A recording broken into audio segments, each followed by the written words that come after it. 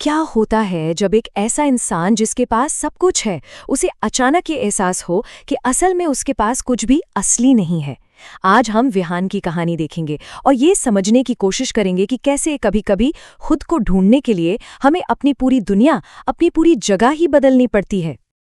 देखिए, ये एक लाइन विहान सिंघानिया की पूरी दुनिया का सच बता देती है। पैसा है, ताकत है, नाम है, सब कुछ तो है, पर वो सुकून कहाँ है जिसे असल में हर कोई ढूंढता है।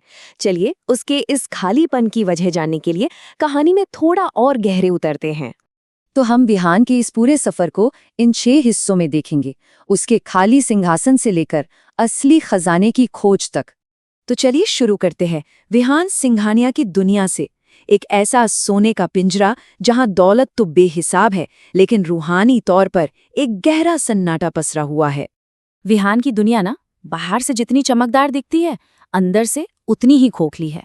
सोचिए, 50वीं मंजिल की ऊंचाई उसे शहर के ऊपर तो रखती है, लेकिन लोगों से बहुत बहुत दूर कर देती है। उसके पास रिश्ते नहीं है, सिर्फ नेटवर्क्स हैं।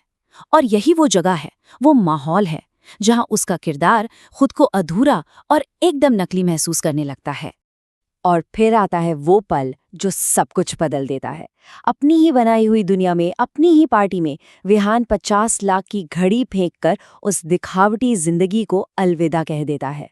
ये सिर्फ एक घड़ी नहीं थी, बल्कि उस पूरी नकली पहचान को छोड़ने का एक प्रतीक था जो उसे अंदर से खाए जा रही थी। अब विहान सिर्फ भाग नहीं रहा था, वो जानबूझकर अपनी दुनिया, अपनी जगह बदल रहा था। अपनी अरबपति वाली पहचान को मिटाकर वो एक आम इंसान बनना चाहता था, बस ये देखने के लिए कि क्या इस नई दुनिया में, इस नई जगह पर उसे वो इंसानियत मिलेगी जिसकी उसे तलाश थी। और बदलाव कितना बड़ा था ये यहाँ साफ दिखता है। कहाँ सिंघानिया टावर्स की आलीशान जिंदगी और कहाँ मंदिर का एक साधारण सा बरामदा। विहान सिंघानिया अब बन चुका था वीर, मतलब एक ताकतवर नाम से एक शक्तिहीन आम इंसान। ये कहानी हमें एक बहुत ज़रूरी बात सिखाती है। कभी-कभी खुद को बदलने के लिए हमें अपना माहौल बदलना पड़ता है। दादर की गलियां विहान के लिए सिर्फ एक नई जगह नहीं थी, बल्कि एक ऐसी दुनिया थी जहां पैसे की नहीं, इंसानियत की कीमत थी। और शायद यहीं उसका असली मैं बाहर आ सकता था। और इसी नई दुनिया में उसकी मुलाकात होती है ईशानी से। उसका ये एक वाक्य ही बता देता है कि वो उस असली सच्चे जुड़ाव का प्रतीक है जिसकी विहान को बरसों से तलाश थी। लेकिन ये नई दुनिया चुनौतियों से भी भरी थी। तो चलिए देखते हैं कि वीर को किन किन इम्तिहानों से गुजरना पड़ा और इन मुश्किलों ने उसके किरदार को कैसे गढ़ा। इस मेहनत भरे काम में उसे वो सुकून मिलने लगा जो उसे करोड़ों के बिस्तर पर भी कभी नसीब नहीं हुआ। वो सिर्फ कप नहीं धो रहा था, वो अपने अंदर के अहंकार को धो रहा था। उसे पहली बार एहसास हुआ कि सादगी में कितनी ताकत होती है। और हाँ, हर अच्छी कहानी की तरह यहाँ भी एक विलेन है। विक्रम का ये एक वाक्य उसके पूरे किरदार को खोल कर रख देता है। लालची, मतलबी और रिश्तों को सिर्फ इस्तेमाल करने वाला।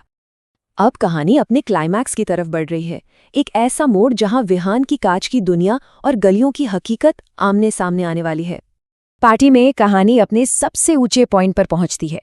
विक्रम सबके सामने ईशानी को बेइज्जत करता है। और यही वो पल है जब विहान को अपने वीर का नकाब उतारकर सच का सामना करना पड़ता है। अब उसकी असली पहचान सबके सामने आने वाली थी। और ये वो पल है जब विहान ये कहता है तो ये सिर्फ एक डायलॉग नहीं होता, ये उस नए इंसान की आवाज़ है जिसने गलियों में रहकर, एक नई जगह पे रहकर सम्मान का असली मतलब सीखा है। अब विहान अपनी ताकत की दुनिया में वापस लौटता है, लेकिन इस बार वो बदला हुआ है। अब वो अपनी ताकत का इस्तेमाल मुनाफे के लिए नहीं, बल्कि इंसाफ के लिए करने वाला है। यही सवाल कहानी के अगले हिस्से की नींव रखता है।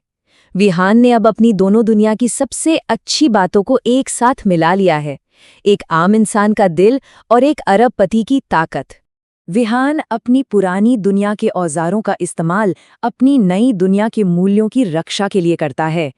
अब वो किसी एक जगह से बंधा नहीं है, क्योंकि उसका किरदार अब हर जगह, हर हाल में सच्चा और असली है। और सबसे अहम बात यह है कि ये जीत शारीरिक ताकत की नहीं, बल्कि नैतिक और रणनीतिक ताकत की है।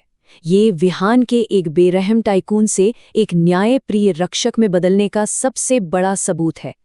तो आखिर में विहान को अपने इस लंबे सफर से क्या हासिल हुआ? वो कौन सा असली खजाना था जिसे वो वापस लेकर लौटा? यहाँ पर हम विहान के बदलाव को एकदम साफ देख सकते हैं। कहाँ शुरुआत में पैसा और ताकत उसके लिए सब कुछ थे, और कहाँ अंत में मकसद, इंसानियत और रिश्ते उसके लिए सबसे कीमती बन गए। लेकिन एक आखिरी इम्तिहान अभी बाकी था। ईशानी को विहान सिंघानिया के पैसे नहीं चाहिए थे। उसे तो वो वीर चाहिए था जिसकी सच्चाई से वो मिली थी। उसे ये यकीन चाहिए था कि दौलत वापस आने पर भी वो इंसान नहीं बदला है। और यही इस कहानी का सबसे बड़ा सबक है ना? सच्ची तरक्की अपनी एक दुनिया को छोड़कर दूसरी को अपनाने में नहीं है, बल्कि अपनी दोनों दुनिया की सबसे अच्छी बातों को एक साथ लाने में है। विहान अब हर हाल में अपने उसूलों पर कायम रहता है, चाहे जगह कोई भी हो। तो सवाल यही उठता है, क्या हमारी असलियत इस बात से तय होती है कि हम कहाँ हैं, या इस बात से कि हम कौन हैं और क्या करते हैं, चाहे हालात कुछ